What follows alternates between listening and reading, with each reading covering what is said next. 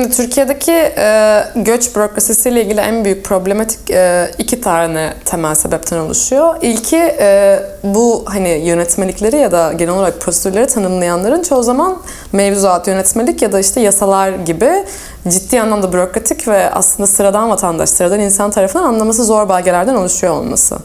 Dolayısıyla bunun halka erişebilmesi için ya da direkt olarak sıradan vatandaşa erişebilmesi için tabii ki de bu belge sisteminin nasıl işlediğine dair bilgilendirici kaynak gerekiyor.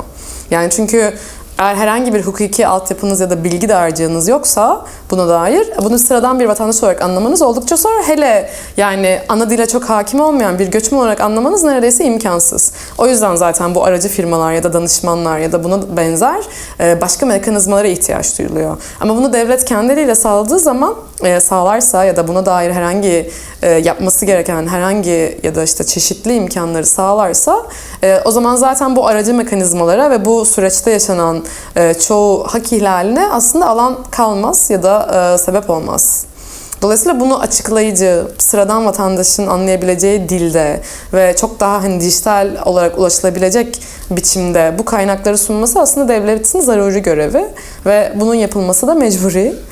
Bu açıdan kesinlikle bunun gelmesi lazım. Yani ilk dinamik bu. Yani bu tarz yönetmelik ve mevzuatları açıklayıcı kaynakların sunulması. İkinci kısımda yani hani göç politikasında genel olarak zorunlu ya da en sıkıntılı kısımlar aslında bu mevzuatlarda ve yönetmeliklerde yazan kuralların uygulamasında gösterilen tutarsızlıklar.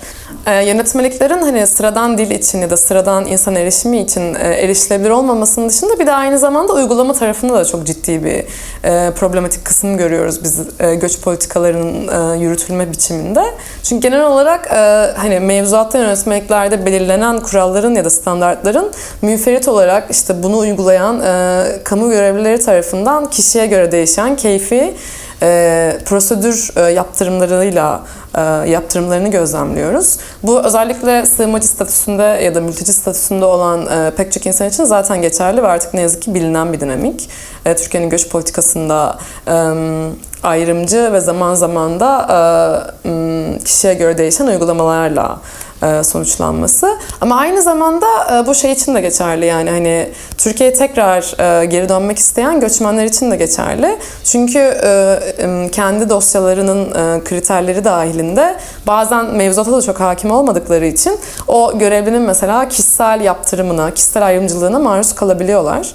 Ve bu da yine temel olarak aslında devletin denetim mekanizmasının çok iyi çalışmamasından ve bu tarafları görmemesinden ve bununla ilgili gerekli politik çabayı göstermemesinden dolayı kaynaklanıyor. Yani Türkiye'nin göç politikasının değişiminde özellikle hani bundan 15 ya da 20 sene öncesine olan kıyasla hani çok daha ciddi bir kurumsallaşma, buna dair gerekli yönetmeliklerin, mevzuatların oluşturulmasını görüyoruz. Yani Türkiye'nin bir göç idaresi yoktu mesela. Göç idaresi başkanlığı yoktu. Hatta şu an herhangi bir bakanlık olması konuşuluyor. Hani bu kadar temel bir politik öge haline geldi Türkiye'nin genel göç tarihi içerisinde. Ve aynı zamanda hani mevzuatların daha belirlenmesi, belirli kriterlerin kesin olarak getirilmesi ve hani bu tarz işte hem vize başvuru hem ikamet için, oturma izni için, çalışma için olan başvuruların da belli kriterler üzerinde çerçevelenmesi ve bunların dijital olarak erişime açılması da mesela değişti. Yani ama bir açıdan aslında çok daha gelişen, kurumsallaşan ve erişilebilirliği artan bir sistemken bir yandan da içerisinde maruz kaldığınız kriterlerin fazlalaştığı, işte koşulların fazlalaştığı, bir açıdan başvuran kişi için ya da geri dönmek isteyen kişi için aslında zorlaşan bir süreç de hakim. Yani mesela işte bu Türkiye'nin son 10 yılda yaşadığı değişim ve çoğu göçle alakalı politikaların kurumsallaşması, işte açık kaynaklar halinde paylaşılması, yeni mevzuatların, yönetmeklerin gelmesi bir açıdan iyi. Ama yine sıradan vatandaşın erişimi çok kısıtlı olduğu için, yani Türkiye'ye tekrar geri dönmek isteyen bir vatandaşın genel olarak bu bilgileri aldığı yerler ya konsolosluk siteleri ya e-devlet üzerinden erişebildiği kaynaklar ya göç idaresi üzerinden erişebildiği kaynaklar ya da Dışişleri Bakanlığı'nın sağladığı çok çok dilli olarak sağladığı çeşitli dijital kaynaklar üzerinden aslında erişebiliyor.